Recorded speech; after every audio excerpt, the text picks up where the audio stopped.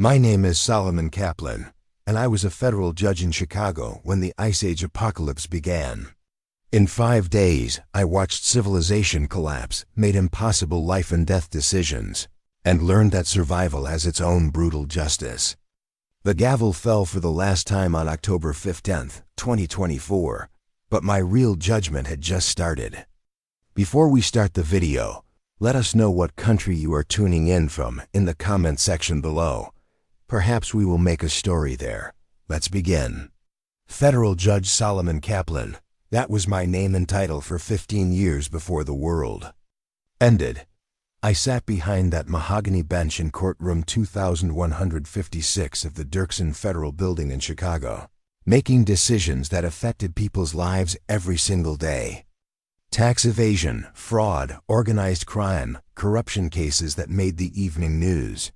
I thought I understood what life and death decisions looked like. I was wrong. My father fled Poland in 1939 with nothing but the clothes on his back and a belief that America was a place where justice mattered. He survived the camps, rebuilt his life in Brooklyn, and taught me that the law was what separated civilization from chaos. Every morning when I put on those black robes, I carried that lesson with me. Justice wasn't just my job, it was my calling. But calling and survival, as I learned, are two very different things. I grew up watching my father repair televisions and radios in his small electronics shop, learning that broken things could be fixed if you understood how they worked. Later, I discovered that broken people were harder to repair than broken circuits. I spent 12 years as a prosecuting attorney before Governor appointed me to the federal bench, specializing in cases that most lawyers avoided: gang violence, organized crime, federal corruption. I learned to read people the way my father read circuit boards, looking for the flaws that would cause everything to fail. The courtroom taught me about human nature in ways law school never could. I saw how quickly people abandoned their principles when their freedom was at stake, how they formed alliances and betrayed each other, how they looked to authority figures for guidance when their world collapsed around them. I always prided myself on reading people, understanding their motivations, predicting their behavior. That skill would become more valuable than any law degree when the Ice Age began. October 15th, 2024 started like any other Tuesday. I arrived at the courthouse at 7:30 in the morning, reviewed my case files over coffee, and prepared for what I expected to be a routine day. The weather was perfect for mid-October in Chicago, crisp autumn air with temperatures in the 60s, the kind of day that made you forget winter was coming. My bailiff, Margaret Chun, had been with me for 8 years and knew my routine better than I did. She had my coffee ready, my files organized, and the courtroom prepared for the day's proceedings. The first case was a tax evasion matter, United States versus Rodriguez. Simple case, really. Small business owner who thought he could hide income from the IRS. I had seen hundreds like it. The defendant, Miguel Rodriguez, owned 3 restaurants on the South Side and had been underreporting his cash receipts for 5 years. His lawyer was going through the motions, hoping for a lenient sentence. I was going through the motions too, following the sentencing guidelines, considering the defendant's family situation and prior record. The news had been playing in the background all morning on the small television in my chambers. Something about a volcanic eruption in Yellowstone 3 days earlier. Big explosion, lots of smoke, but Wyoming was a long way from Chicago. The experts on CNN were talking about flight delays and air quality issues in the Mountain West. Nothing that would affect us here in the Midwest. We had our own problems to worry about. Margaret mentioned it during our morning briefing, said her sister in Denver was complaining about the ash making it hard to breathe. I nodded and moved on to the case files. Judges deal with facts, not speculation. The facts were simple. Rodriguez had evaded taxes, he had been caught, and he needed to be sentenced according to federal guidelines. The volcanic eruption in Wyoming was someone else's problem. The courtroom was half full that Tuesday. Morning. Rodriguez's family sat in the front row, his wife clutching a rosary, his teenage daughter staring at her phone. A few reporters were scattered throughout the gallery, but this was routine business. No cameras, no drama, just the slow grind of federal justice. I liked it that way. Drama belonged in movies, not in real courtrooms. At 2:45 I was ready to deliver the sentence. Rodriguez stood at the defendant's table, his lawyer beside him, waiting for my words. I had reviewed the pre-sentence report, considered the mitigating factors, and decided on 18 months in federal prison. Fair sentence for a first-time offender who had shown remorse and was willing to pay restitution. I lifted my gavel, ready to make it official. Mr. Rodriguez, you are hereby sentenced to 18 months in federal prison for willful tax evasion. You will pre-report to the Bureau of Prisons facility designated by the court within 30 days. You will also pay full restitution to the Internal Revenue Service in the amount of $243,000. Do you understand the sentence as imposed? Rodriguez nodded. His wife started crying softly, and I was about to bring the gavel down when every phone in the courtroom started screaming. Not ringing, screaming. Emergency alerts, the kind that made your blood run cold. The sound filled the courtroom like a siren, dozens of phones all going off at once. I had never heard anything like it. Margaret was checking her phone, her face going pale. The court reporter stopped typing and reached for her purse.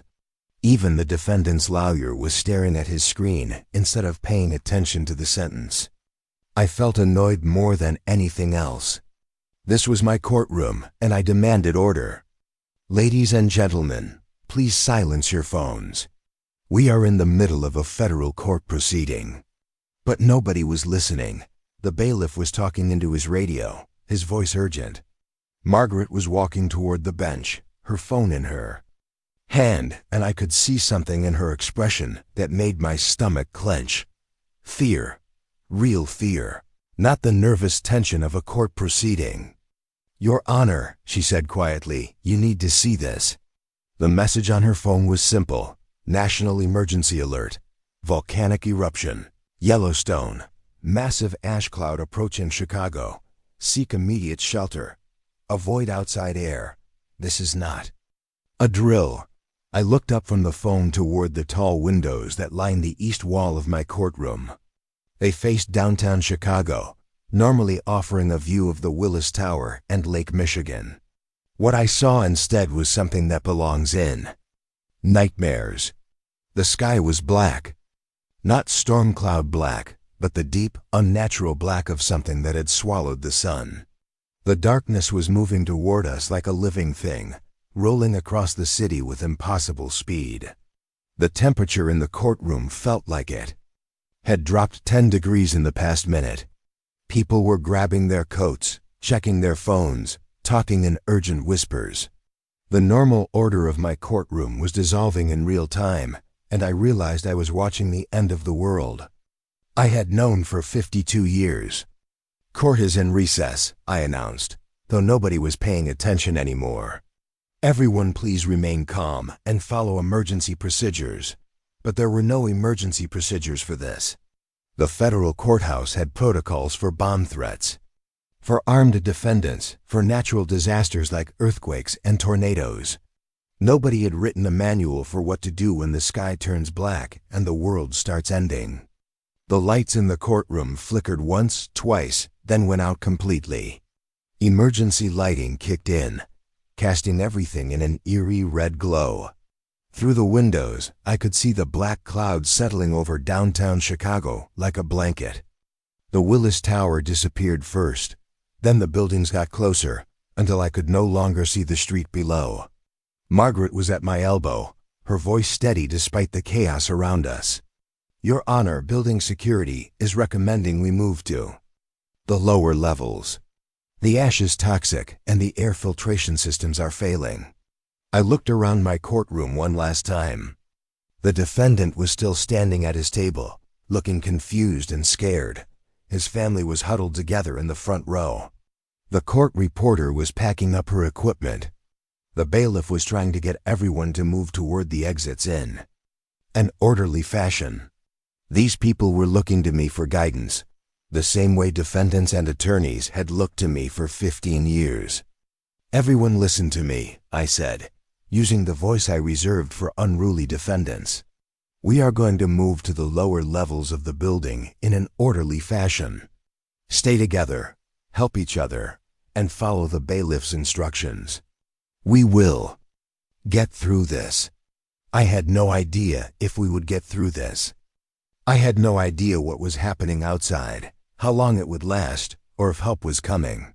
But these people needed leadership, and leadership was something I understood. I had been making decisions under pressure for decades, weighing evidence, considering consequences, trying to find justice in impossible situations. This was just another case, I told myself. A more complex case with higher stakes.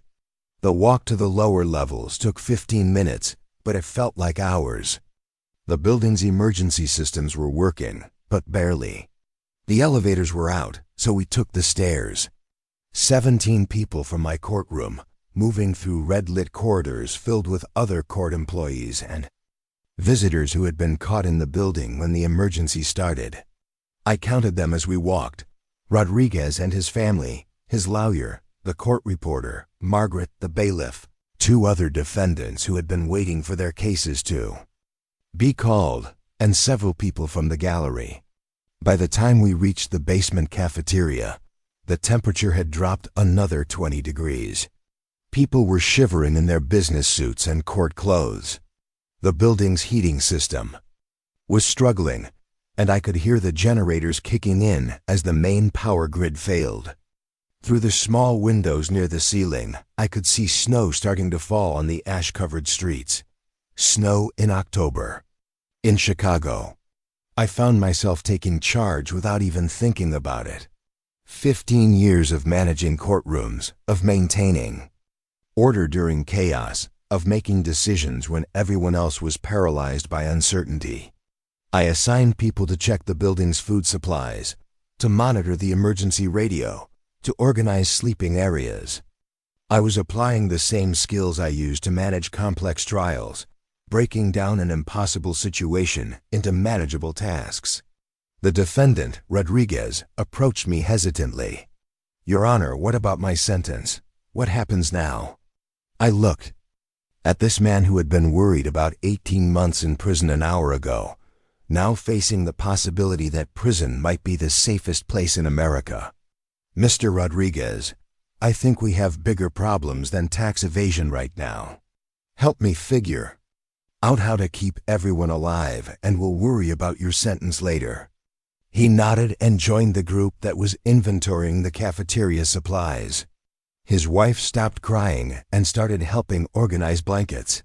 His daughter put away her phone and started helping the elderly court clerk who was having trouble walking. Crisis had a way of revealing what people were really made of. Margaret found me checking the emergency radio around 6 o'clock that evening. The temperature outside had dropped to 20 below zero, and it was still falling. The radio was picking up scattered emergency broadcasts, but most of the stations were already off the air. The few signals we could hear painted a picture of nationwide catastrophe. The volcanic ash was blocking out the sun across most of the continent. Temperatures were dropping faster than anyone had predicted. Power grids were failing. Transportation systems had collapsed.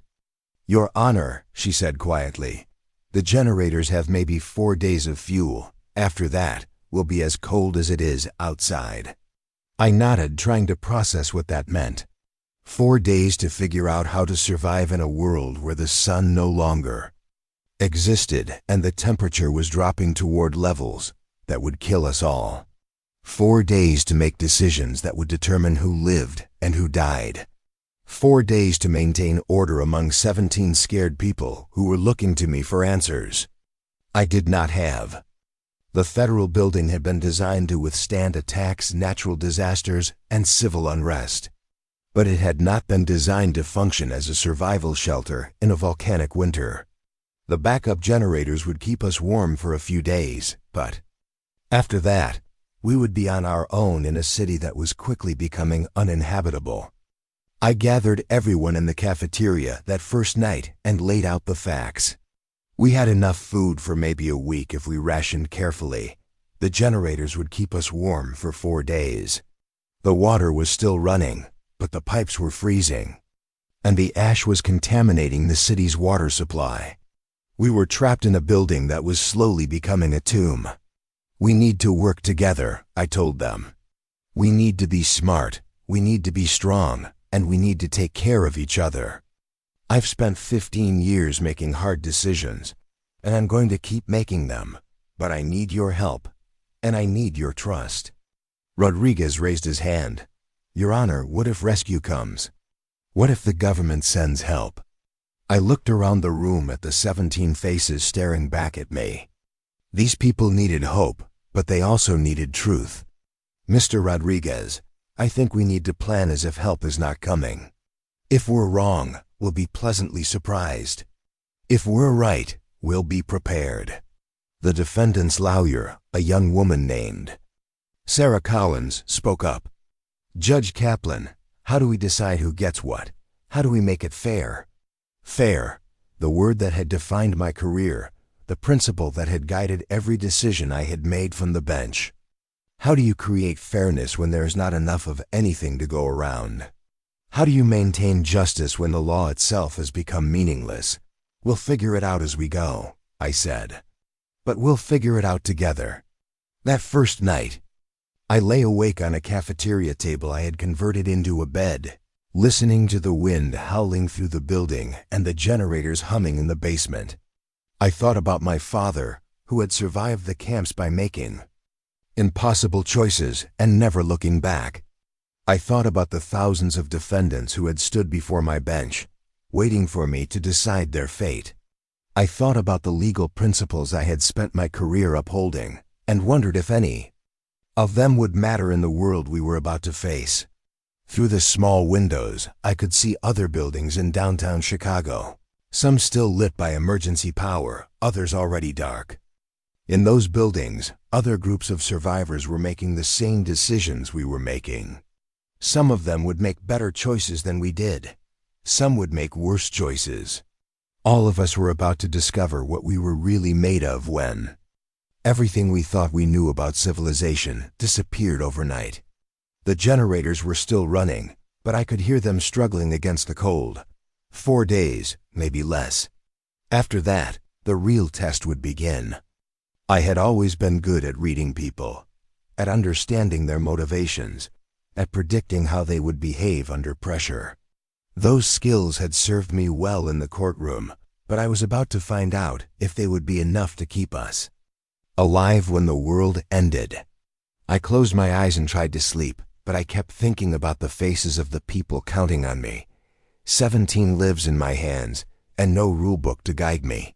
No precedent to follow. No higher court to appeal to. Just me, my judgment, and the growing certainty that the hardest decisions were still ahead of us. The snow kept falling outside, mixing with the ash to create a gray slush that was already 3 feet deep. The temperature kept dropping, and the generators kept struggling to keep us warm. Somewhere in the building, someone was crying softly. Someone else was praying. Most people were just trying to stay warm and not think about what tomorrow would bring. But I was thinking about tomorrow. I was thinking about the choices I would have to make, the people I might have to leave behind, the principles I might have to abandon. I was thinking about the other survivor groups I had seen in the buildings around us, and wondering if they would be allies or enemies when our paths inevitably crossed. The gavel had fallen for the last time in my courtroom, but my real judgment was just beginning. In the morning, I would have to start making decisions that would determine who lived and who died. I would have to become something I had never been before, not just a judge, but a leader in a world where survival was the only law that mattered. The generators hummed through the night, fighting against the cold that was trying to kill us all. 4 days of fuel. 4 days to figure out how to stay alive in a world where the sun had disappeared and winter had come to stay. 4 days to transform 17 strangers into a family, because that was the only way any of us were going to survive what was coming. I thought I had understood what justice meant after 15 years on the bench. I thought I had learned everything there was to know about making hard decisions under pressure.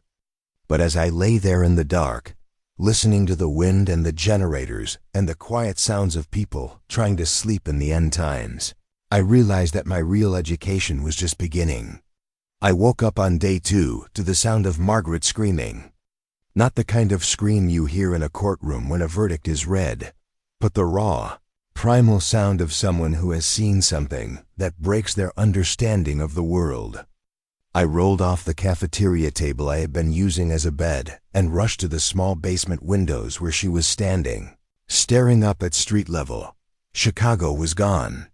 Not destroyed, not damaged, but transformed into something alien and hostile. The ash and snow had combined into a gray sludge that was now 4 feet deep and still rising. Cars were buried to their roofs. Street signs had disappeared completely. The temperature reading on the emergency radio said it was 42 degrees below zero and still dropping. In 18 hours, my city had become Antarctica. Through the murky light filtering down from the surface, I could see shapes moving in the distance. Other survivors, bundled in whatever clothing they could find, struggling through the frozen wasteland that used to be Michigan Avenue. Some were alone, others in small groups, all of them fighting against the cold and the wind that was turning the ash into a sandstorm of ice and volcanic debris. "Your Honor," Margaret whispered, "what happened to the world?" I had been asking myself the same question all night. The radio broadcasts we could still receive painted a picture of global catastrophe. The Yellowstone eruption had been larger than anyone predicted, throwing enough ash into the atmosphere to block out the sun across most of North America. Without sunlight, temperatures were dropping faster than the weather models could calculate. The volcanic winter that scientists had warned about for decades was happening in real time, and we were living through it. But I could not tell Margaret that. I could not tell any of them that the world they knew was gone forever, that this was not a temporary emergency, but a permanent change to the planet itself. These people needed hope, not despair. They needed a leader who projected confidence, not fear. I had learned that lesson in 15 years of difficult trials, where showing weakness could undermine everything you were trying to accomplish. "The world is testing us," I said, using the tone I reserved for sentencing hearings. "It's testing our courage, our intelligence, and our ability to work together. We're going to pass that test." Rodriguez was awake now, along with most of the others. His daughter was crying softly, staring at her phone which had no signal and a battery that was nearly dead. His wife was holding her rosary, moving her lips in silent prayer. The court reporter was checking her equipment, as if she might need to document whatever happened next. The bailiff was trying to get the emergency radio to pick up more stations, but the static was getting worse as more broadcasting towers went offline. I called everyone together in the center of the cafeteria. 17 people, ranging in age, from Rodriguez's teenage daughter to an elderly court clerk named Harold, who had been working in the building for 30 years. Each of them was looking to me for guidance, for answers, for some kind of plan that would get them through this crisis. I had been in this position before, standing before a group of people whose lives hung in the balance, but never under circumstances like these. "We need to take inventory," I announced. "Food, water, medical supplies, warm clothing, anything that might help us survive. We also need to assess our skills. What can each of you do that might be useful in our current situation?" Sarah Collins, the defense attorney, raised her hand. "Your Honor, I have some medical training. I was a paramedic before law school." Harold, the court clerk, spoke up next. "I was in the Navy for 6 years. I know about rationing supplies and maintaining equipment under adverse conditions. One by one, they shared their backgrounds. Rodriguez had grown up on a farm before, moving to Chicago and opening his restaurants. He knew about food preservation and working with his hands. His wife Maria had been a nurse before becoming a stay-at-home mother. The bailiff had military experience. Even Rodriguez's daughter Carmen had skills we could use, having learned about electronics and communications from her computer classes. I was beginning to see the same patterns I had observed in gang trials, where individuals with different skills had to work together to survive in hostile environments. The difference was that those gang members had been choosing their associations, while we had been thrown together by circumstance. But the basic principles were the same. Identify strengths, assign roles, establish leadership, and maintain discipline. The inventory was sobering. We had enough food for maybe 6 days if we rationed carefully. The water was still running, but the pipes were freezing, and we needed to collect as much as possible while we could. The medical supplies were limited to a first aid kit and whatever prescription medications people had with them. Most importantly, we had less than 4 days of generator fuel left. We're going to implement a rationing system, I announced. Everyone gets equal shares of food and water, no exceptions. We're also going to establish work details. Everyone contributes according to their abilities. The defendant who had been waiting for his case to be called, a man named Thompson charged with fraud, raised his hand. "Judge, who put you in charge? This isn't your courtroom anymore." It was the challenge I had been expecting. In every group under stress, someone eventually questions the leadership structure. I had seen it happen in jury deliberations, in plea negotiations, in every situation where people were forced to make collective decisions under pressure. The key was to address it quickly and firmly, without creating unnecessary conflict. "Mr. Thompson, you're right. This isn't my courtroom. But someone needs to make decisions, and I'm the person in this room with the most experience making hard choices under pressure. If you want to challenge my authority, we can vote on it. But right now, we need to focus on staying alive." Thompson looked around the room for support, but found none. The others were too scared, too overwhelmed, too focused on survival to worry about democratic processes. He nodded reluctantly and dropped his objection, for now. By noon on day 2, we had established a routine. People were assigned to different tasks based on their skills and physical abilities. Sarah was managing our medical supplies and checking on everyone's health. Harold was monitoring the generators and rationing fuel. Rodriguez and his wife were organizing the food supplies. The bailiff was maintaining security and monitoring the emergency radio. I spent my time moving between groups, checking on progress, resolving disputes, and trying to maintain morale. It was similar to managing a complex trial, where you had to coordinate multiple parties, keep everyone focused on the common goal, and make sure that personal conflicts did not derail the entire process. But the stress was beginning to show.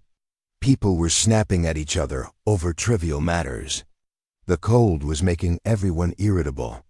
The uncertainty about the future was creating anxiety that manifested in different ways for different people. Carmen, Rodriguez's daughter, had retreated into herself and was barely speaking. Harold was obsessively checking and rechecking the generator fuel levels. Sarah was becoming increasingly worried about our medical situation. Around 3 o'clock that afternoon, we heard voices outside. Not the wind, not the sounds of the building settling, but actual human voices. I went to the basement windows and saw a group of people approaching the federal building. There were maybe 8 of them, bundled in coats and blankets, moving slowly through the frozen landscape. They were carrying bags and what looked like a small child. "Your Honor," Margaret said quietly, "should we let them in?" It was the question I had been dreading.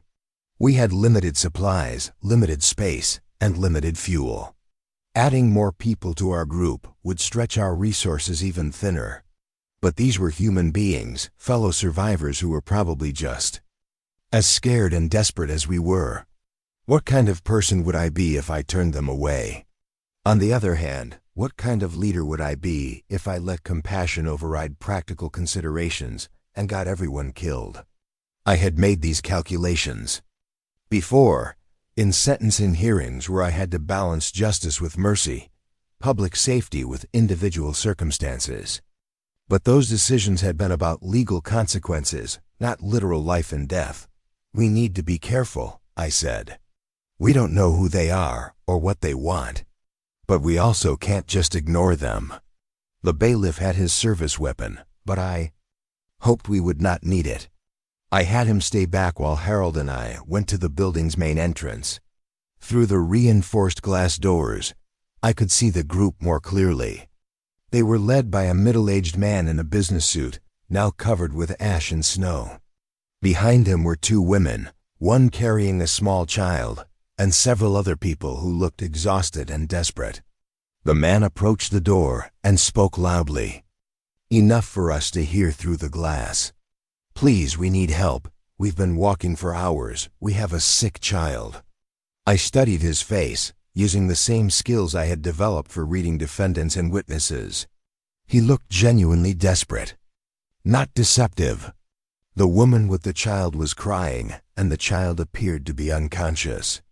But I also noticed that the group was larger than he had initially indicated. There were more people hanging back, partially hidden by the ash and snow.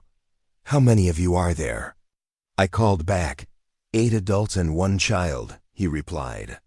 We're not armed. We just need somewhere warm to rest. I made my decision.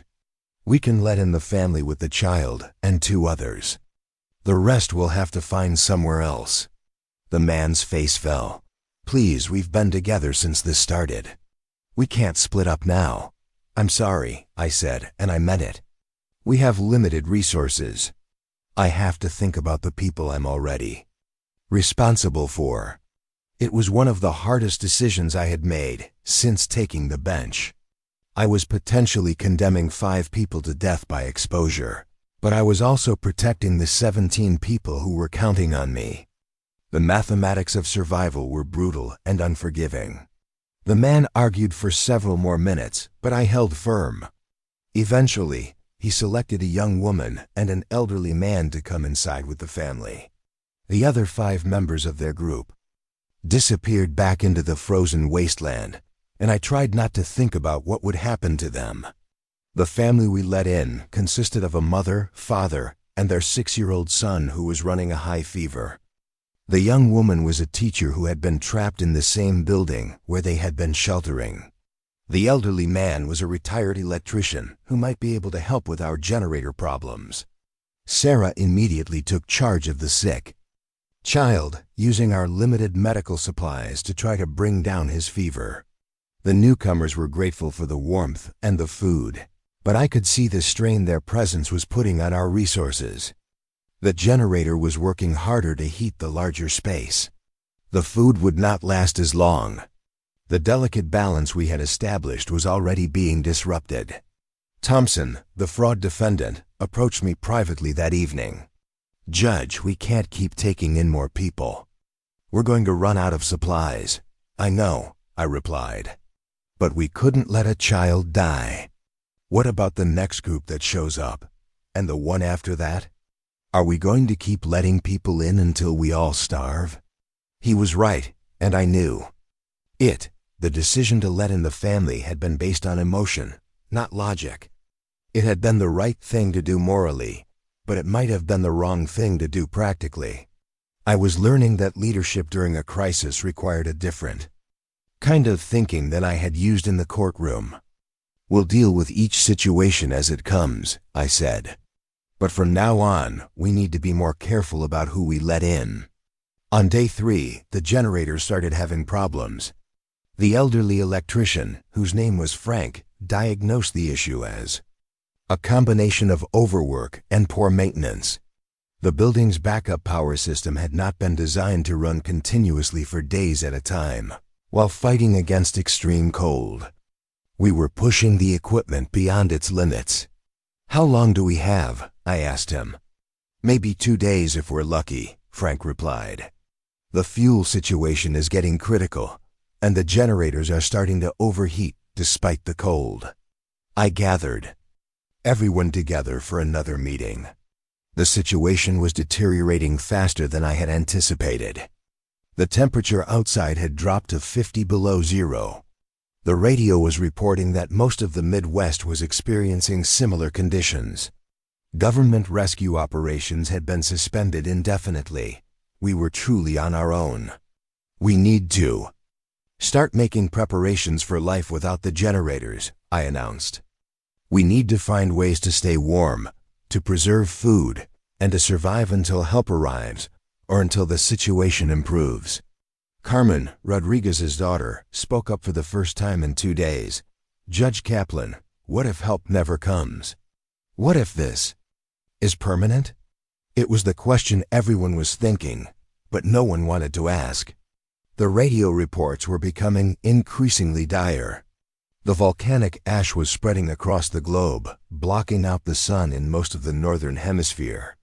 This was not a temporary emergency, but a fundamental change to the planet's climate. The world we had known was gone, and we were living in whatever came next. "Then we'll adapt," I said. "Humans are remarkably resilient. We'll find a way to survive."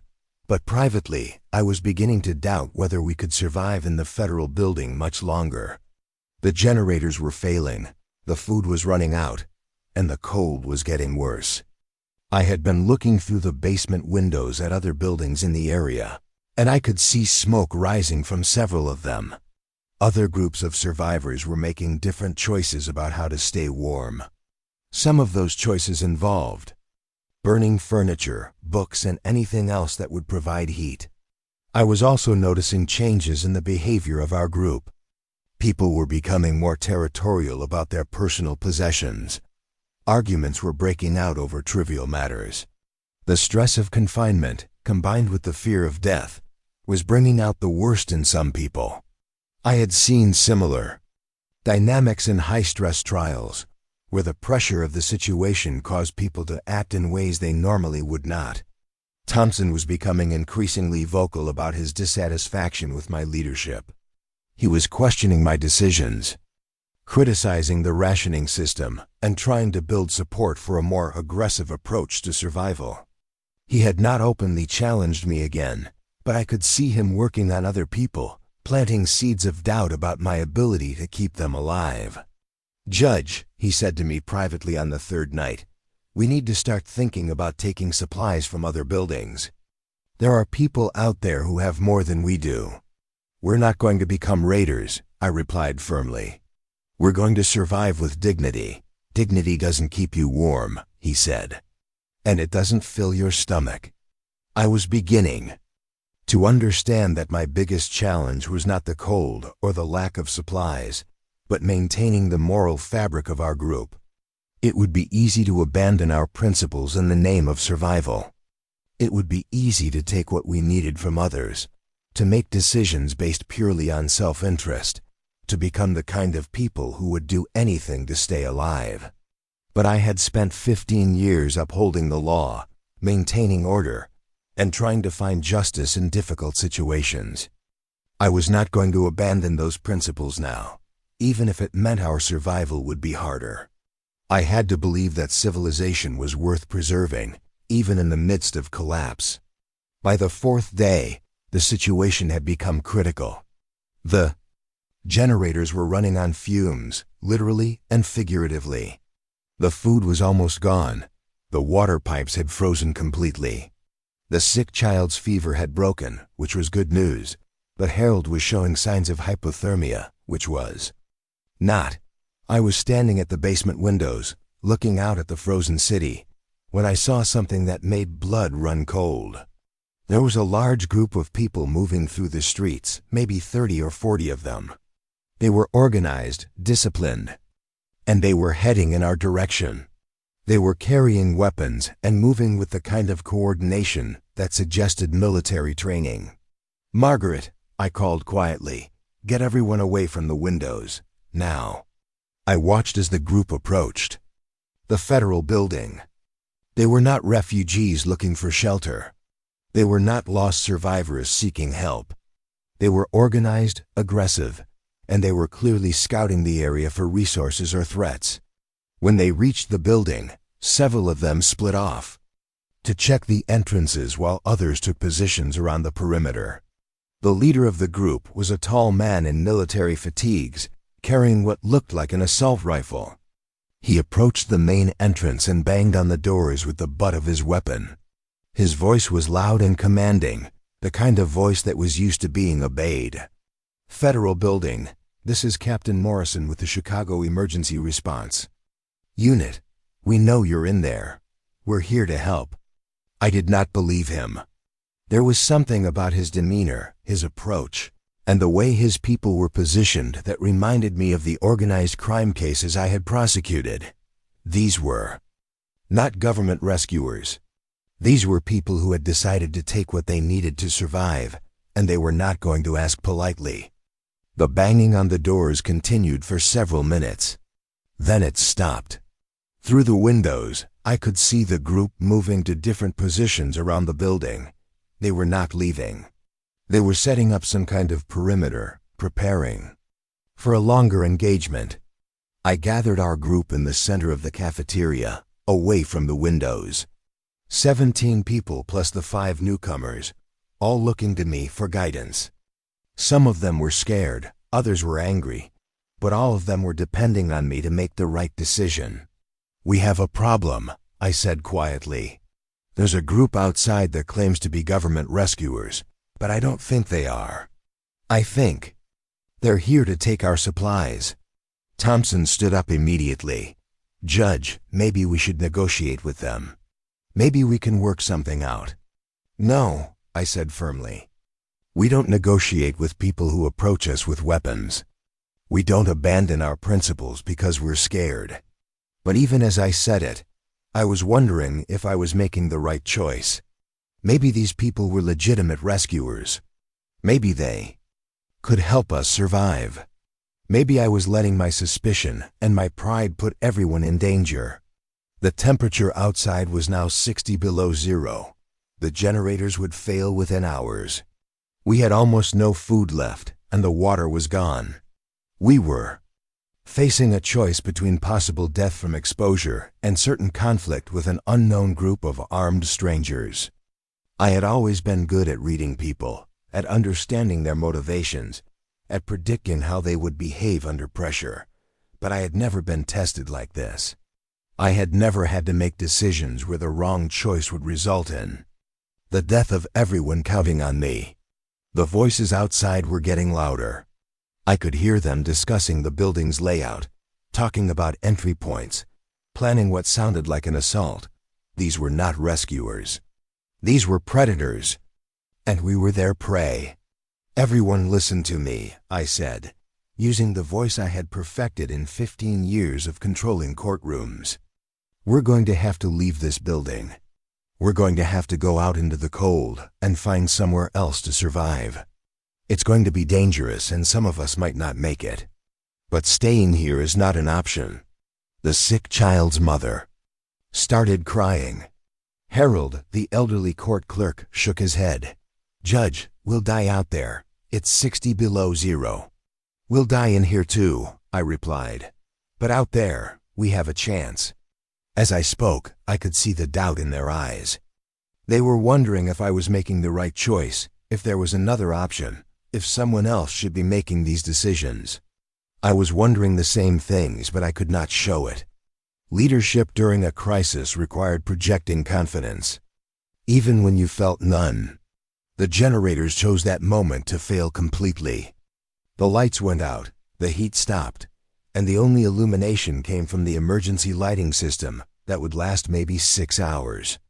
In the sudden silence, we could hear the voices outside more clearly. They were not discussing rescue operations. They were planning how to break into the building and take whatever they found inside. Get your warmest clothes, I ordered. Take only what you can carry. We're leaving in 10 minutes. I had no idea where we were going or how we would survive.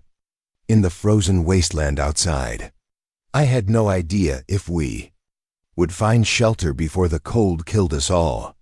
But I knew we could not stay in the federal building. The choice was between certain death and possible survival, and I had to choose possible survival. The gavel had fallen for the last time in my courtroom, but the hardest verdicts were still ahead. In the next few hours, I would have to make decisions that would determine who lived and who died. I would have to transform from a judge who interpreted the law into a leader who created new rules for survival. The voices outside were getting closer. The temperature was dropping toward levels that would kill us in minutes. But we were going to face it together, as a group, as a family forged by crisis and held together by the belief that civilization was worth preserving even when the world ended. I gathered my small bronze scales, the only symbol of justice I could carry, and prepared to lead 22 people into the frozen hell that Chicago had become. The real test was about to begin. We had 15 minutes to prepare for what might be our deaths. I stood in the powerless federal building, watching 22 people gather the few possessions that might keep them alive in 60 below zero weather. My black judicial robes lay folded on the cafeteria table where I had slept for 3 nights. I picked up my small bronze scales, the symbol of justice I had carried for 15 years, and slipped them into my coat pocket. They were the only justice I could take with me into the frozen wasteland that Chicago had become. Margaret was helping Harold bundle up in every piece of clothing we could find. The elderly court clerk was already showing signs of hypothermia, and I knew he might not survive the journey to wherever we were going. Rodriguez was trying to keep his family together while his wife Maria packed their few medical supplies. Carmen, his teenage daughter, had stopped crying and was helping the family with the sick child gather blankets. Thompson, the fraud defendant, approached me one last time. "Judge, this is insane. We should negotiate with the people outside. Maybe they really are here to help." Through the basement windows, I could see Morrison's people setting up what looked like a perimeter around the building. They were not acting like rescuers. They were acting like predators preparing to take what they wanted by force. I had seen this behavior pattern in organized crime cases, where groups would identify targets, assess their defenses, and plan coordinated attacks to seize resources. "Mr. Thompson, those people are armed and organized, and they're not here to rescue us. They're here to take our supplies and possibly worse. We leave now, or we become victims." Frank, the elderly electrician, was checking the building's service. "Tunnels. Judge, there's a maintenance tunnel that connects to the building next door. It's not heated, but it might give us a way out without being seen." I had been hoping for exactly this kind of option. The federal building was connected to the city's underground infrastructure, including service tunnels that linked to other buildings in the downtown area. If we could move through these tunnels, we might be able to escape without confronting Morrison's group directly. "How many people can move through the tunnel at once?" I asked. "Maybe 4 or 5 at a time." Frank replied, "It's narrow and there's some flooding from the frozen pipes, but it's better than going out the front door." I made the decision quickly. We go in groups. Frank leads the first group. I'll bring up the rear with the last group. Everyone stays quiet. Everyone stays together, and nobody stops for anything they drop. Sarah Collins, the defense attorney with medical training, was worried about Harold and the sick child. "Judge, I don't think Harold can make it through a tunnel crawl. And the child is still recovering from his fever." These were the calculations I had been dreading since the crisis began. In a courtroom, I could consider every factor, weigh all the evidence, and take time to make the right decision. In survival situations, you had to make life and death choices in seconds, often with incomplete information and no good options. Harold and the child's family go in the second group, I decided. "Sarah, you go with them in case there are medical problems. Rodriguez and his family are in the third group. I'll take Thompson and the remaining people in the fourth group. Maria Rodriguez raised her hand. Judge Kaplan, where are we going? Even if we get out of this building, where can we survive in this weather? It was the question I had been asking myself since Morrison's group appeared outside. The temperature was deadly, the city was buried under feet of ash and snow, and most buildings would be just as cold as the outdoors. We needed shelter that was defensible, had some kind of heating source, and could support 22 people for an extended period. There's a department store 6 blocks from here, I said. Macy's. It's a large building with multiple levels, loading docks for supplies, and it might have backup power systems. If we can get there, we can establish a more permanent base. Frank nodded approvingly. Department. Stores have good infrastructure. Multiple entrances and exits, large storage areas, and they're built to handle lots of people. I was making this plan as I spoke, drawing on my knowledge of downtown Chicago and my experience managing complex situations. But I was also making educated guesses about what we would find when we got there. The department store might be occupied by other survivors. It might be damaged or inaccessible. It might be just as cold and dangerous as anywhere else. The voices outside were getting louder. Morrison's people were discussing entry points, talking about thermal imaging equipment, and coordinating what sounded like an imminent assault on the building. We were out of time. First group goes now, I ordered. Stay low, stay quiet, and move as fast as you can through the tunnel. Frank led Margaret, Sarah, and 2 others into the maintenance tunnel.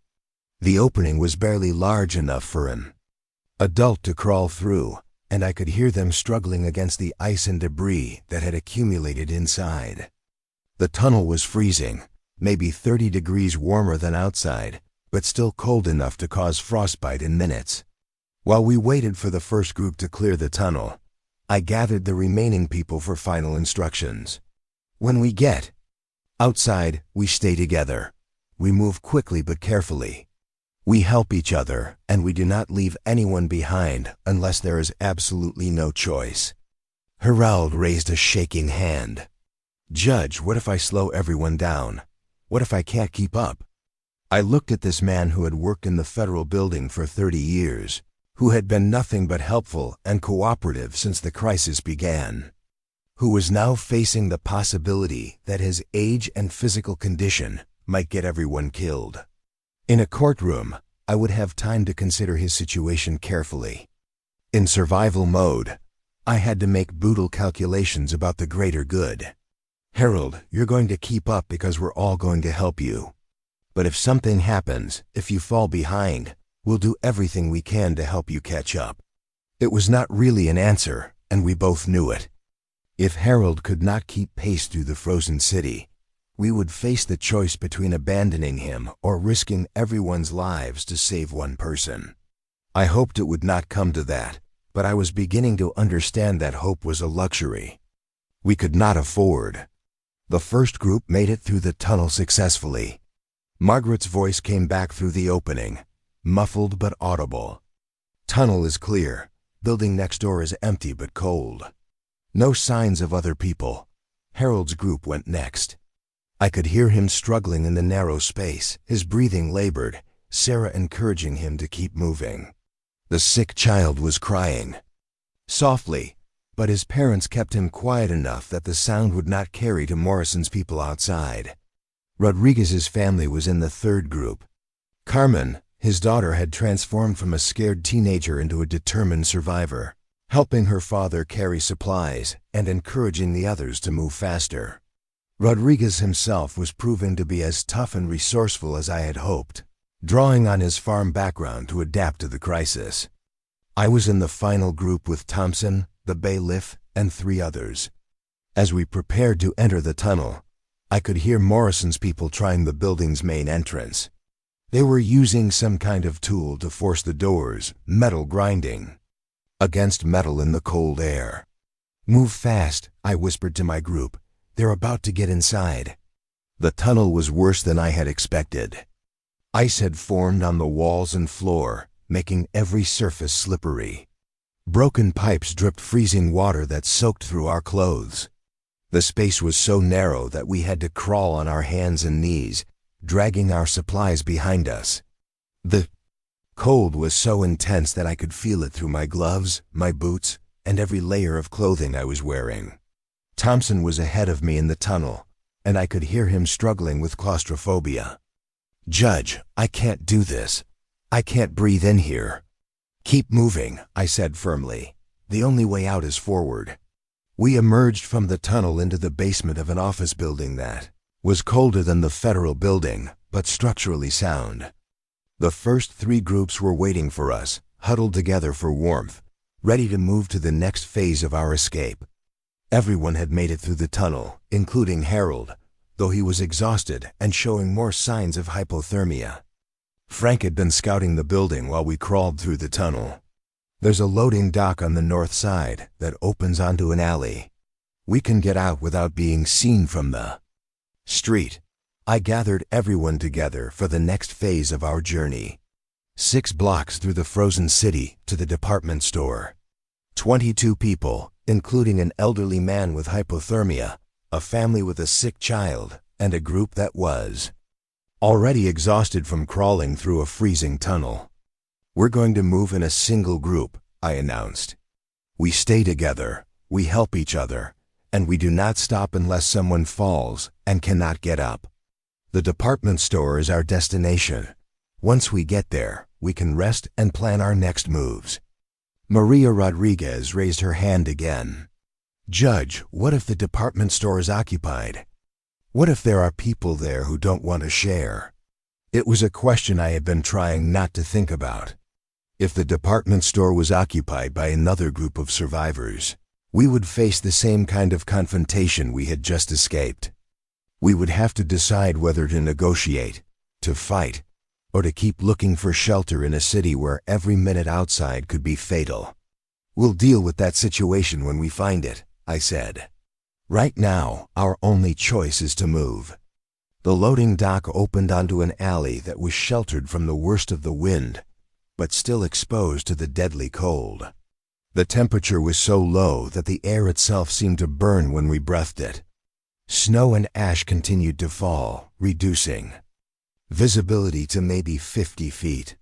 The city looked like the surface of an alien planet, hostile to human life.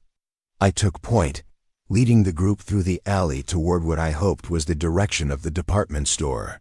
Frank walked beside me, using his knowledge of the city's infrastructure to navigate through streets that were no longer recognizable. Harold was in the middle of the group, supported by Sarah and the bailiff. The family with the sick child was near the back, with Rodriguez and his family helping to carry supplies. We had been walking for maybe 10 minutes when we heard the voices behind us. Morrison's people had found our escape route and were following our tracks through the snow.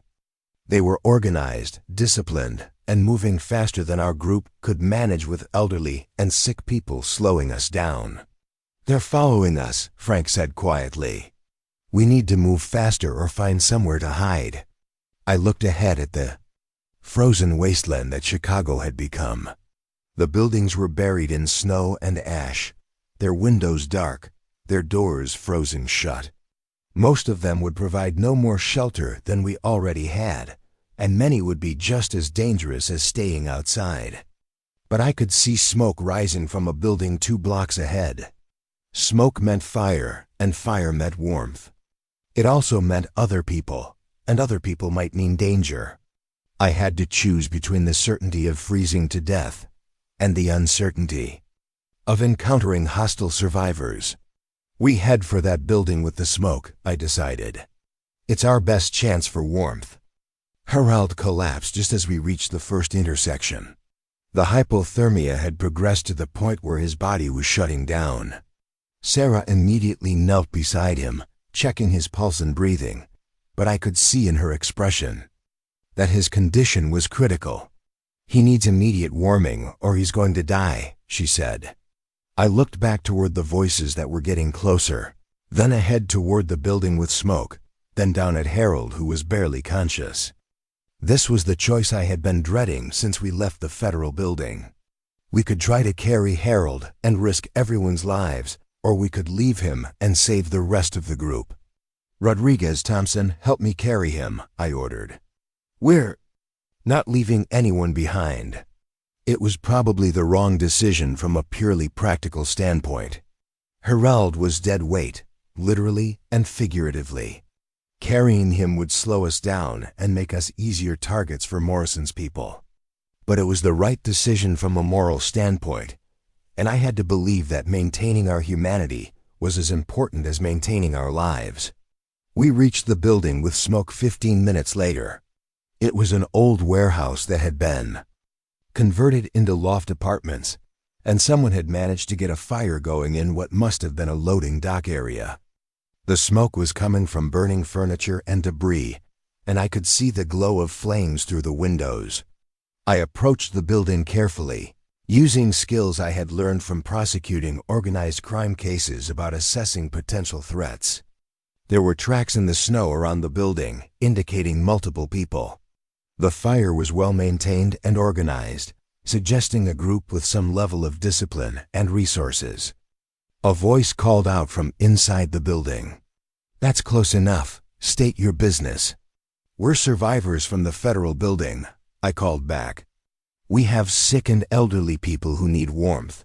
We're not armed, and we're not looking for trouble." A man appeared in the doorway, carrying what looked like a shotgun. He was middle-aged, well-dressed despite the circumstances, and he moved with the confidence of someone who was used to being in charge. Behind him, I could see other people, maybe 15 or 20, gathered around the fire. "Federal building, you said.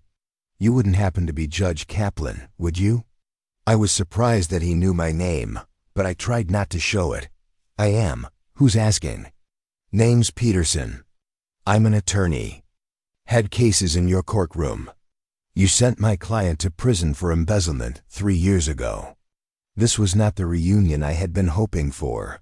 Peterson had been representing a city official who had been stealing money from public works projects. I had sentenced his client to 5 years in federal prison, and Peterson had not been happy about the verdict. Now he was standing between my group and the warmth that might save Harold's life. "Mr. Peterson, we can discuss old cases after we get our people warmed up. We have a man dying of hypothermia." Peterson looked at our group, taking in the elderly Harold, supported by 2 other men, the family with the sick child, the 22 desperate people who were depending on me to negotiate shelter for them. I could see him making calculations about resources, about risks, about whether helping us would benefit or endanger his own group. "How do I know you're not working with Morrison's people? How do I know this isn't some kind of setup?" So Peterson knew about Morrison. That suggested communication between survivor groups, intelligence gathering, and a level of organization that I had not expected. It also suggested that Morrison's group was a known threat, not just an isolated band of opportunists. "Morrison's people are the reason we left the federal building," I said. "They were trying to break in and take our supplies. We're not working with them. We're running from them." Peterson considered this for a moment, then gestured for us to approach the building. "You can come in, but your people stay together in one area. We'll share the fire, but we're not sharing supplies. And if Morrison shows up, you handle your own problems." It was not ideal, but it was survival. I led my group into the warehouse, where we gathered around the edge of the fire that Peterson's people had built. The warmth was immediate and overwhelming, like stepping from hell into heaven. Harold began to show signs of improvement almost immediately, his breathing becoming more regular, his color returning. Sarah worked on Harold while I assessed our new situation. Peterson's group was larger than ours and better equipped.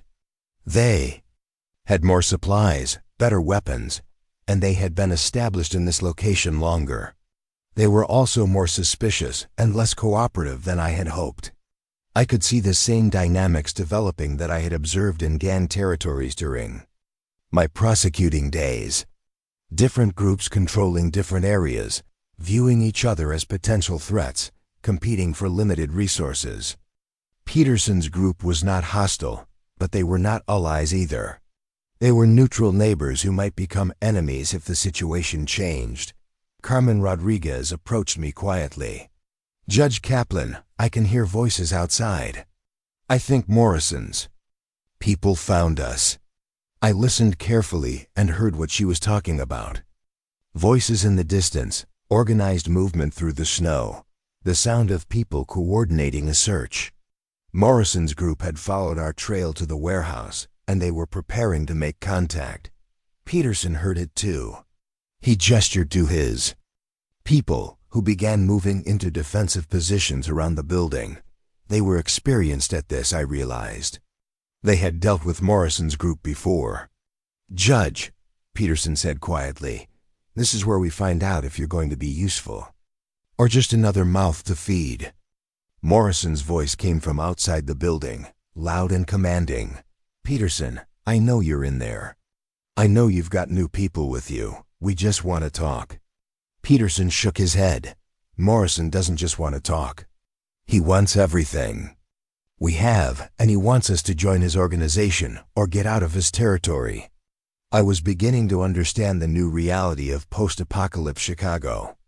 The city had been divided up among different survivor groups, each controlling territory and resources, each viewing the others as potential threats or assets.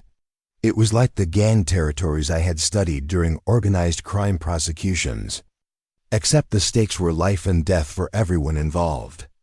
"What does Morrison want?" I asked Peterson. "Control. He's got military training and a group of followers who think he can keep them alive if they follow his orders. He's been consolidating the downtown area, absorbing smaller groups or forcing them to leave." The banging on the warehouse doors began, rhythmic and insistent. Morrison was not going away, and he was not going to be patient much longer. I had to decide whether to try to negotiate with him, to fight him, or to try to escape again into the frozen city. "Peterson, what's your plan here? Do you fight Morrison or do you negotiate with him? We've been avoiding him so far. But you showing up here might have forced the issue." I realized that my group had created a problem for Peterson's people. By leading Morrison to their location, we had compromised their security and forced them into a confrontation they might not be ready for. But I also realized that this might be an opportunity to deal with Morrison decisively, rather than running from him indefinitely. "Peterson, your group plus my group is almost 40 people. Morrison has maybe 30. If we work together, we might be able to convince him to leave us alone. Or we might all get killed trying to fight someone with military training and better weapons." The banging stopped, and Morrison's voice came through the doors again.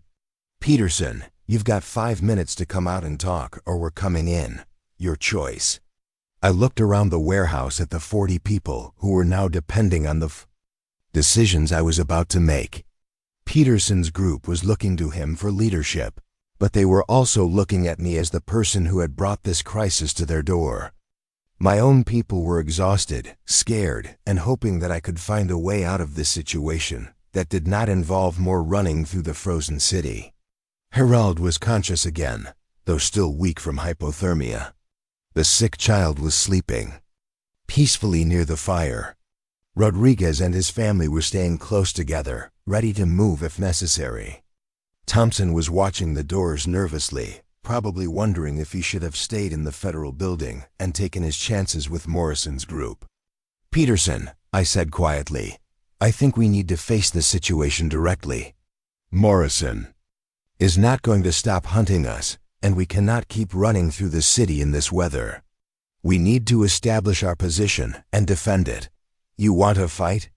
I want to negotiate from a position of strength. 40 people together is stronger than 20 people running separately." Peterson nodded slowly. "Judge, you've got a reputation for being fair but tough. Morrison might respect that, or he might see it as a challenge." The 5 minutes were up. I could hear Morrison's people moving around the building. probably looking for other entrances, assessing our defenses, preparing for whatever came next. This was the moment when we would discover whether survival required abandoning civilization, or whether civilization was what made survival worthwhile. I walked to the warehouse doors, with Peterson beside me and the rest of our combined group behind us. 40 people who had been strangers a week ago, now bound together by the shared need to survive in a world that was trying to kill us all.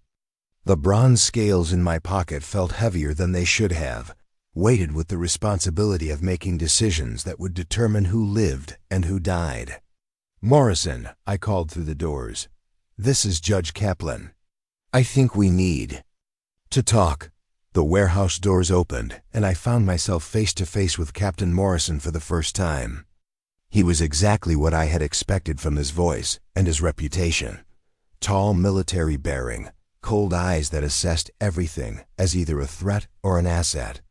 Behind him stood 30 people in various stages of tactical gear, all armed, all watching me with the disciplined attention of soldiers waiting for orders.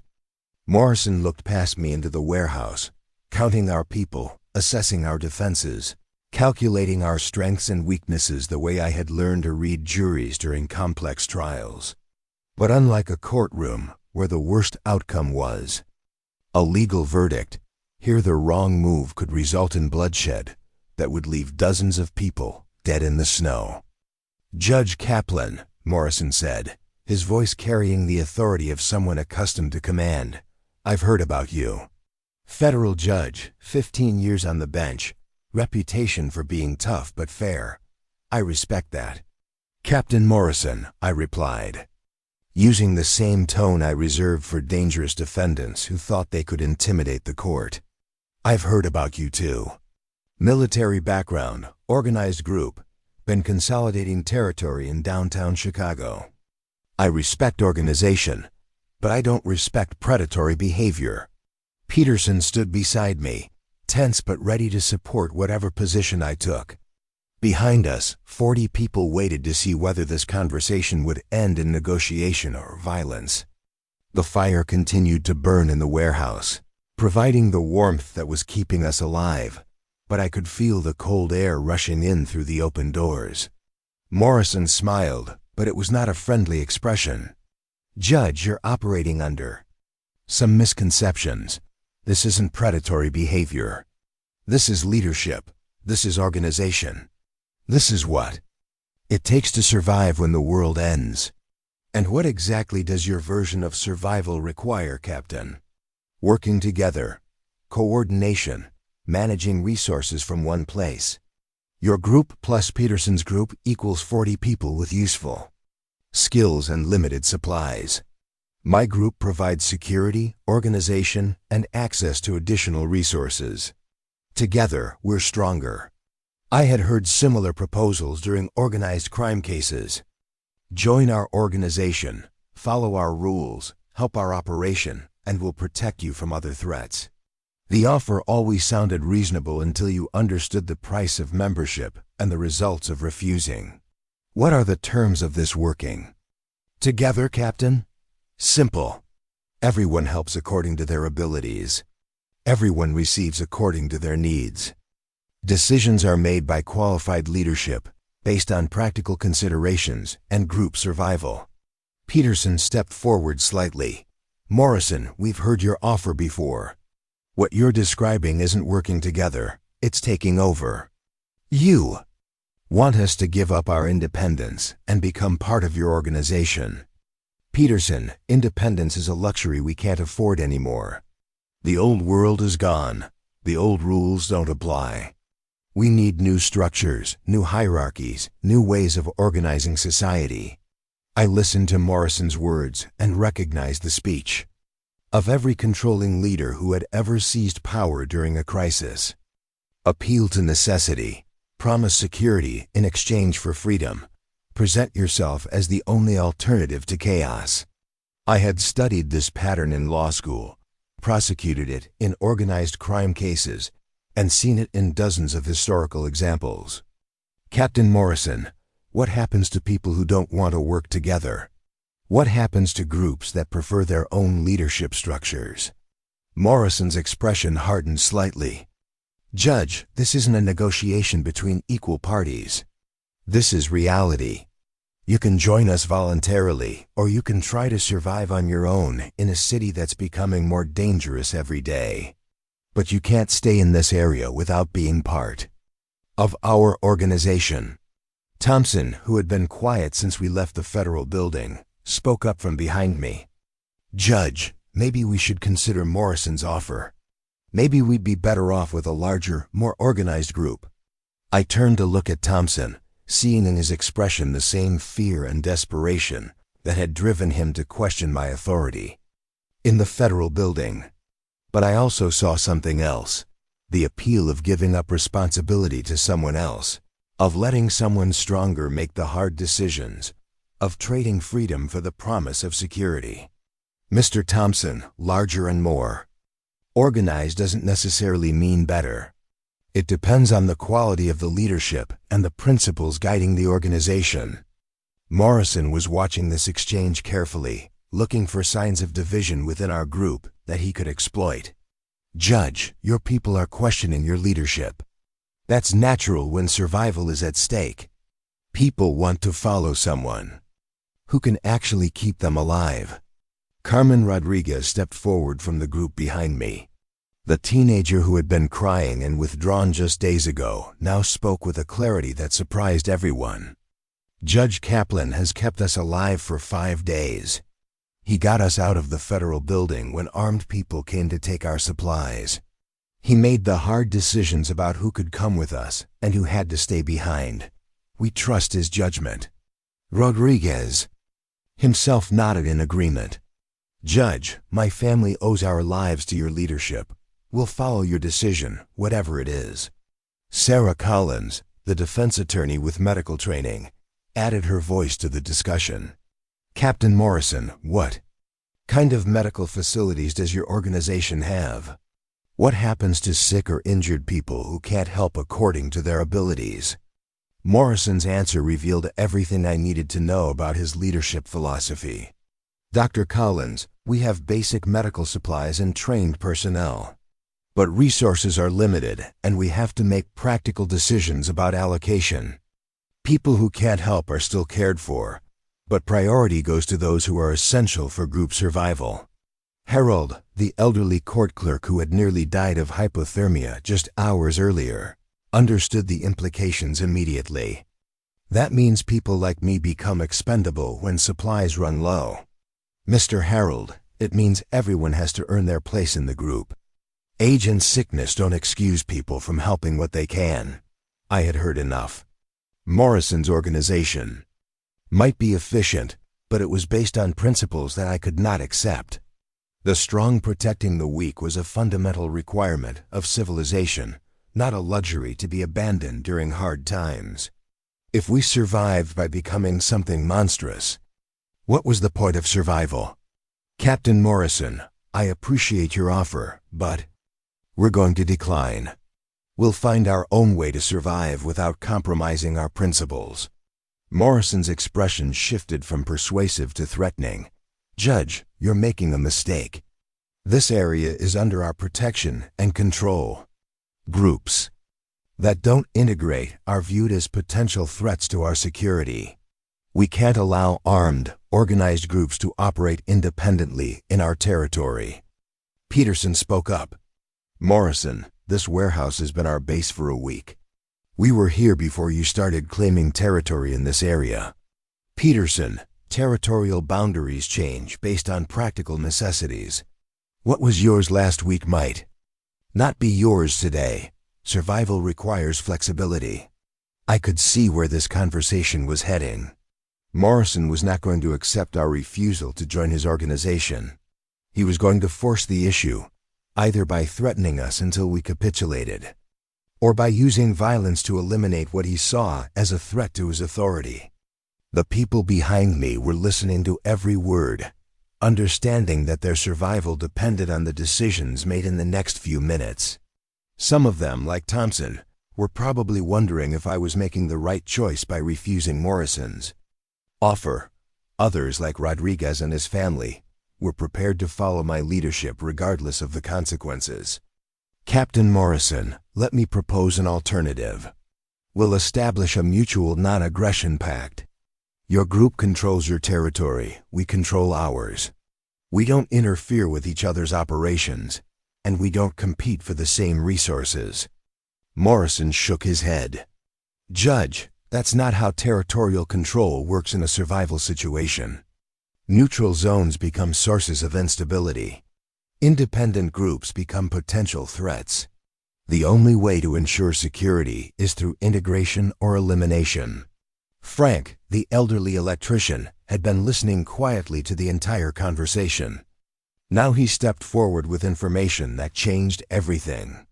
Morrison, you should know that there are other groups moving into this area. Military vehicles, government plates. Real rescue operations, not just survivor groups. Morrison's expression shifted immediately from confident to concerned. What kind of military vehicles? When did you see them? 2 hours ago, while we were scouting the area around the federal building. 3 trucks with federal markings, moving systematically through the downtown area. They're setting up some kind of base of operations. I could see Morrison calculating this new information. If legitimate government forces were moving into the area, his claims of territorial control would become meaningless. Real military units would not recognize his authority or negotiate with his organization. They would impose their own order and deal with survivor groups according to official protocols. Frank, are you certain about what you saw? I asked. Judge, I spent 6 years in the Navy. I know military vehicles when I see them. Those were official government trucks, not civilian vehicles with military markings. Morrison was facing the same decision I had been wrestling with since the crisis began. How to maintain authority when a more powerful force enters your area of control.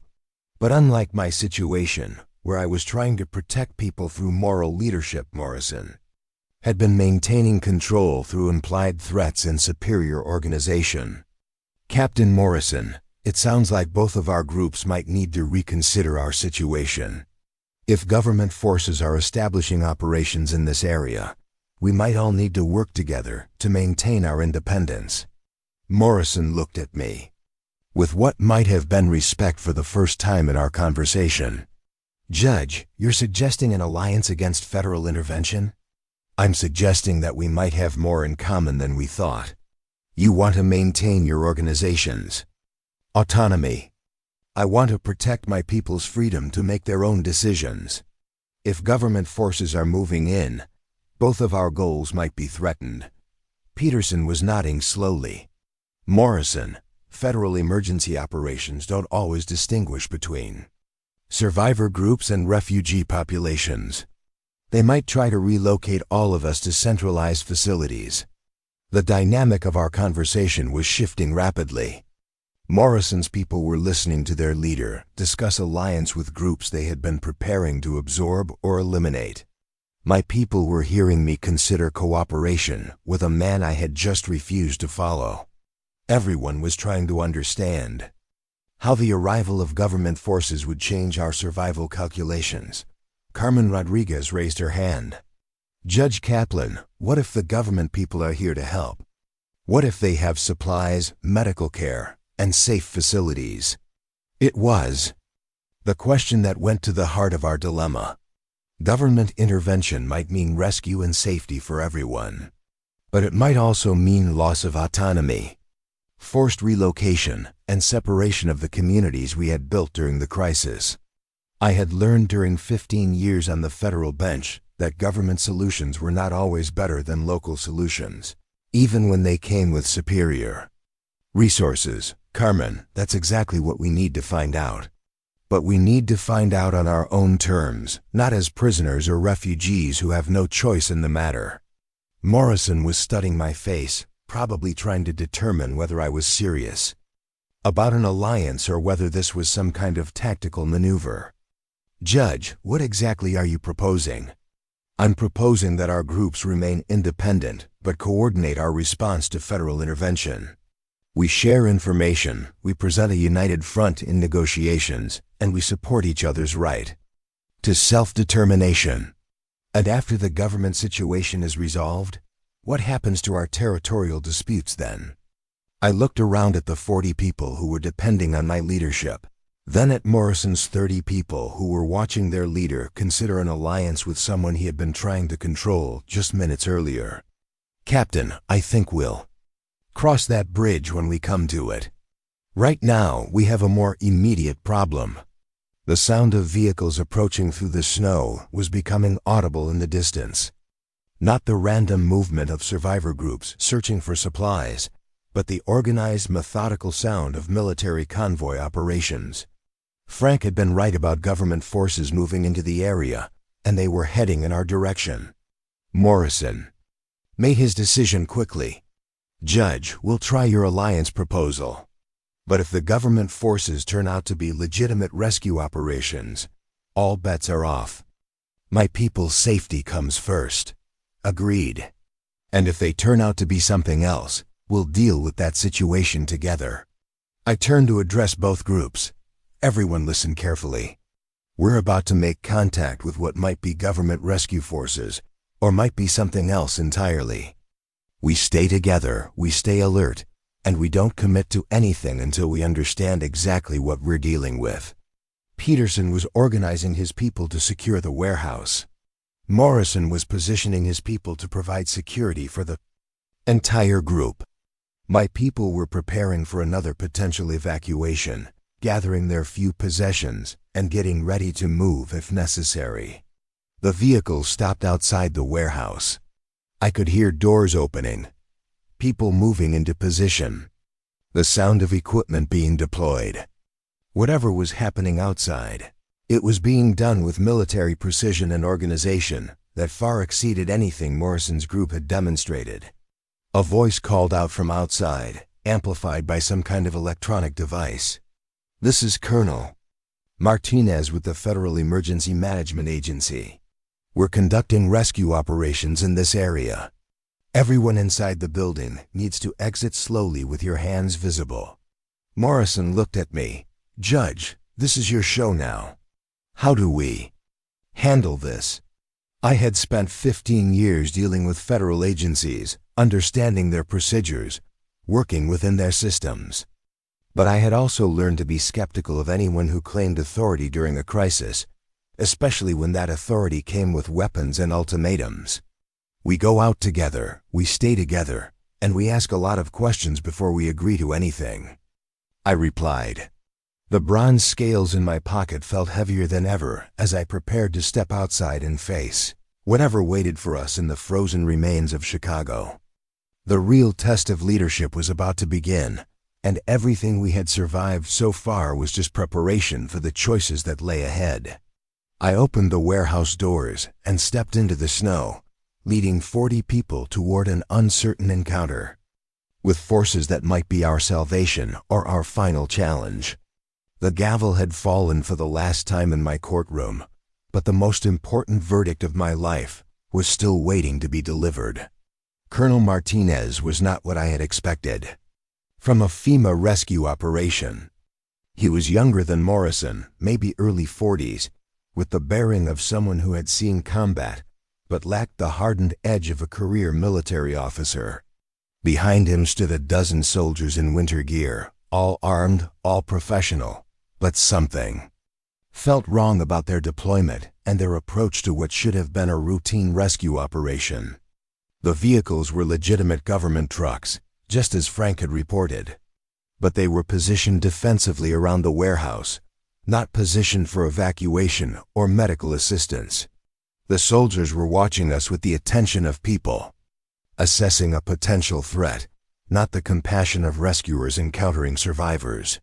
My 15 years of reading people in high-stakes situations told me that we were not looking at a standard emergency response. Colonel Martinez on Judge Solomon Kaplan from the Federal District Court. We're grateful to see government forces in the area, but we need to understand the nature of your operations here. Martinez studied my face, probably running my name through whatever intelligence briefings he had received about survivor groups in the downtown area. Judge Kaplan, we're conducting mandatory evacuations of all civilian populations from the disaster zone. The area has been declared uninhabitable due to ongoing environmental hazards and security concerns. What kind of security concerns, Colonel? Armed groups operating outside government authority, competing for resources, engaging in activities that threaten public safety and order. I realized that Morrison and I had been correct to form our alliance. The government was not distinguishing between predatory groups and legitimate survivor communities. We were all being classified as security threats that needed to be contained or eliminated. The very autonomy we had been fighting to preserve was being labeled as a danger to public safety. Morrison stepped forward, his military bearing evident even in civilian clothes. Colonel, I'm Captain Morrison, retired Army. These groups have been cooperating to provide mutual aid and security. We're not threats to public safety. Martinez looked Morrison up and down, probably recognizing a fellow military officer, but also noting his leadership of what the government would classify as an armed militia. Captain Morrison, I appreciate your service, but current emergency protocols don't recognize private military organizations or unauthorized leadership structures. All personnel need to be processed through official channels. Peterson whispered to me quietly, Judge, processed means relocated to government facilities. We lose our autonomy, our groups get broken up, and we become refugees in federal camps. I had seen enough emergency operations during my judicial career to understand what Peterson was describing. Government disaster response prioritized control and efficiency over individual choice and community preservation. People would be relocated to facilities where they could be fed, housed, and managed, but they would lose the right to make decisions about their own lives. Rodriguez approached me from behind, speaking quietly enough that the soldiers could not hear him. Judge, my family and I are grateful for everything you've done, but if the government can provide safety and medical care for my son, maybe we should consider their offer. Carmen, his daughter, disagreed immediately.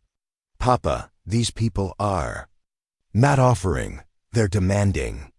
Judge Kaplan taught us that there's a difference between choosing help and being forced to accept it. Harold, the elderly court clerk who had nearly died of hypothermia, was also conflicted about the situation. Judge, I'm not sure I can survive much longer without proper medical care and heating. But I also don't want to be separated from the people who saved my life. I was watching the dynamics of our combined group as people processed the choice between government assistance and continued independence. Some were ready to accept any offer that promised safety and security. Others were reluctant to give up the autonomy they had fought to preserve. Everyone was looking to me to make sense of a situation that had no clear right answer. Colonel Martinez, what exactly does your evacuation process involve? Where are people being relocated, and what rights do they retain once they're in government? Facilities? Martinez's answer confirmed my worst fears about federal emergency protocols. Judge, relocated personnel are housed in secure facilities where they receive food, medical care, and temporary housing. They remain there until the emergency situation is resolved and normal governance can be restored. How long do current projections suggest that might take, Colonel? Current estimates suggest a minimum of 6 months. Possibly longer depending on environmental recovery and infrastructure rebuilding. 6 months in government camps, separated from the communities we had built, subject to federal authority with no legal recourse or appeals process. It might be safer than surviving independently in the frozen city, but it would mean abandoning everything we had learned about ourselves and each other during the crisis. Sarah Collins raised her hand. Colonel, what happens to people who have medical training or other specialized skills? Are they allowed to continue practicing in the facilities? Medical personnel are assigned duties based on facility needs and official qualifications. All activities are supervised by federal medical staff. Thompson, who had been questioning my leadership since the federal building, finally spoke, up in favor of the government option. Judge, this sounds like a reasonable solution. We get safety, medical care, and food in exchange for temporary relocation. What's wrong with that? Before I could answer Thompson's question, Morrison provided the response that crystallized everyone's understanding of what we were facing. Thompson, there's nothing temporary about emergency powers during a national crisis. Once the government has you in a facility, you stay there until they decide to let you go. And they decide based on their assessment of public safety, not your desire for freedom. Carmen Rodriguez, who had become the voice of principled resistance within our group, articulated the choice we were facing better than I could have. We can choose safety without freedom, or we can choose freedom with risk, but we can't choose both. Colonel Martinez was growing impatient with our discussion. Ladies and gentlemen, this is not a negotiation.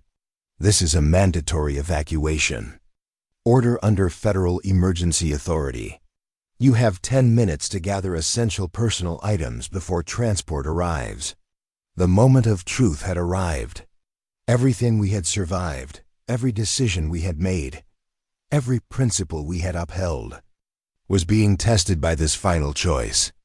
Accept government control and lose our autonomy, or resist federal authority and face the consequences of being classified as threats to public safety.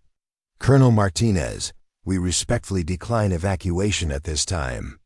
We choose to remain in the area and continue operating as independent survival communities. Martinez's expression hardened immediately. Judge Kaplan, that option is not available. Federal Emergency Authority supersedes local preferences during declared disasters. Morrison moved to stand beside me, his people taking positions that supported our combined groups. Colonel, you have a dozen soldiers. We have 40 people who have been surviving in combat conditions for 5 days. Are you prepared to use force against American citizens who are asking for the right to make their own choices? The standoff that followed lasted maybe 30 seconds, but it felt like hours. Federal soldiers facing off against civilian survivors. Government authority challenged by people who had learned to live without it. The rule of law confronting the law of survival in a situation where both sides believed they were defending something essential. Martinez spoke into his radio, probably requesting additional support or guidance from his superiors. I could hear fragments of his conversation, references to non-compliant civilians, requests for clarification of rules of engagement, and mentions of alternative protocols for dealing with resistance. Frank, the elderly electrician who had spotted the government forces earlier, approached me with information that changed everything. Judge, there are more vehicles approaching from the south. Looks like Martinez called for backup. I realized that our situation was about to escalate beyond anything we could handle. We could resist a dozen soldiers through moral authority and superior numbers, but we could not fight a full military operation. If Martinez was calling in reinforcements, our window for independent action was closing rapidly. Colonel Martinez, let me propose a compromise. Allow us to establish an independent settlement in a designated area outside the main evacuation zone.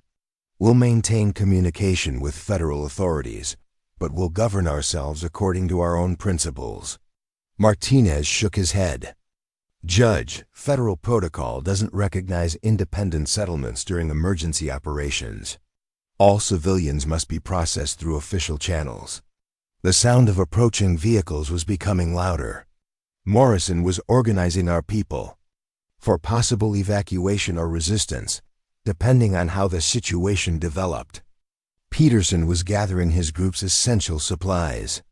My people were looking to me for a decision that would determine their fate and possibly their lives. Carmen Rodriguez stepped forward one more time, speaking with the clarity that had characterized her transformation during the crisis. Judge Kaplan, you taught us that sometimes you have to choose between what's safe and what's right. You also taught us that the right choice isn't always the smart choice, but it's always the choice you can live with. I looked at this remarkable young woman who had grown from a scared teenager into a principled adult in just 5 days. Then at her father who had trusted my leadership with his family's lives. Then at Harold who had survived hypothermia because we refused to leave him behind. Then at all 40 people who were depending on my judgment in this impossible situation. The bronze scales in my pocket had been with me through every trial, every sentencing hearing, every difficult decision I had made as a federal judge. They represented the balance between justice and mercy, between law and equity, between competing claims that all had merit. Now they were guiding me toward the most important verdict of my career. Colonel Martinez, we're going to leave this area peacefully and establish our settlement elsewhere. We're not resisting federal authority. We're exercising our right to choose our own path. If you want to stop us, you'll have to explain to your superiors why you used force against American citizens who were asking for nothing more than the right to be left alone. Martinez looked at his soldiers, then at our 40 people, then at the approaching vehicles that would arrive in minutes. He was facing the same kind of impossible choice that had been testing all of us since the crisis began. Follow orders that might be wrong, or make independent decisions that might be right. Judge, you have 30 minutes to clear the area before additional units arrive. After that, anyone still here will be considered non-compliant and subject to detention. It was the compromise I had been hoping for. Not ideal, but workable. Time to gather our people and move to a location where we could continue the experiment in survival and civilization that had sustained us through 5 days of crisis. Rodriguez approached me as we prepared to leave the warehouse. Judge, where are we going? How do we survive without shelter in this weather? I thought about my father, who had survived the camps by making impossible choices and never looking back. I thought about the thousands of defendants who had trusted the legal system to treat them fairly. I thought about the principles that had guided my career and the new principles we had discovered during our journey through the frozen city. Rodriguez, we're going to build something new. We're going to create a community based on the lessons we've learned about survival, cooperation, and human dignity. It won't be easy, and some of us might not make it. But we'll do it together, and we'll do it on our own terms.